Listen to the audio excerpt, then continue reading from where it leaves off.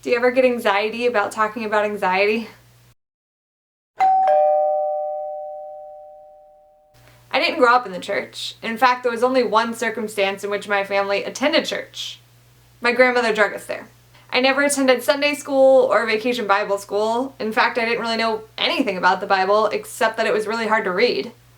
I give up. Nonetheless, I always felt like something was missing, and at 15 I started struggling with depression. A lot of people think depression looks like this.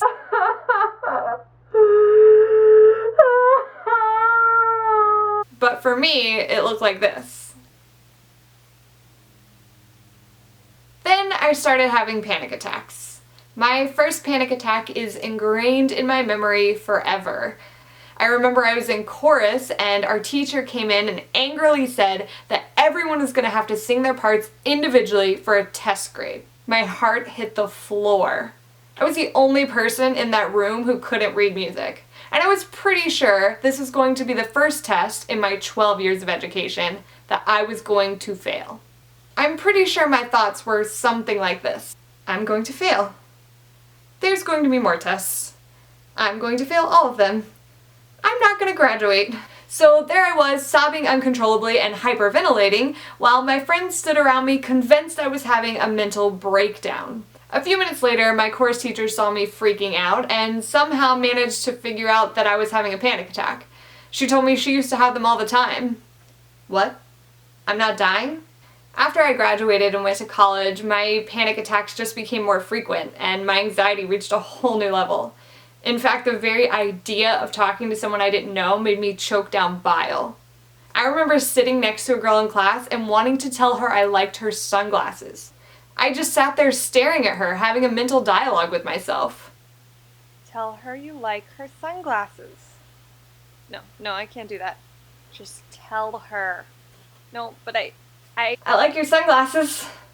Oh, thanks. After this personal success, I started to challenge myself more, and I actually found myself making friends. But that's the thing about the enemy. Once you close the door, he climbs in through a crack in the window. I didn't have as much anxiety about talking to people anymore, but I was having these random, debilitating panic attacks. During all of this, I was looking for answers. I'd seen therapists, but they were all pretty convinced nothing was wrong with me, since most of the time I could carry on a normal conversation. I was going to church, and I was reading the Bible while still skipping over all the confusing stuff, and I was praying like crazy, but nothing seemed to help. I was to the point of almost giving up when I had my worst panic attack. I was driving home and I actually considered turning around and going to the emergency room. The only reason I didn't is because my house was closer. Meanwhile, I kept coming across this verse. Do not be anxious about anything. Instead, in every situation, through prayer and petition, with thanksgiving, tell your requests to God.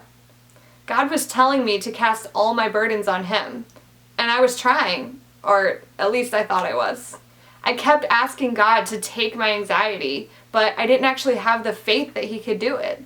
James 1:6 says, "But when you ask, you must believe and not doubt." I was seriously doubting. I had lived with anxiety for so long, I didn't think anyone could fix me. The whole time I was praying, I just kept thinking, this is not going to work. Then one day it all clicked. If I didn't believe it could happen, it wasn't going to happen.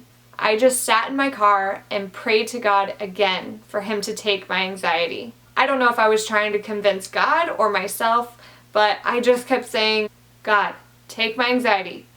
Seriously. No, I mean it this time. Like, take it. I don't want it anymore. I'm serious. You can really, please. And from then on, everything was perfect. Just kidding. No, but everything was a lot better. And the more my faith increased, the more my anxiety decreased. That's not to say I don't still struggle, but when I do, it's because I let my flesh control me instead of my faith. Every day I do something and think there's no way I could have done that 5 years ago. I went from not talking to anyone to doing this. You may have a lot of questions and not a lot of faith, but I can promise you one thing. When you start believing in God's miracles, that's when they start to happen.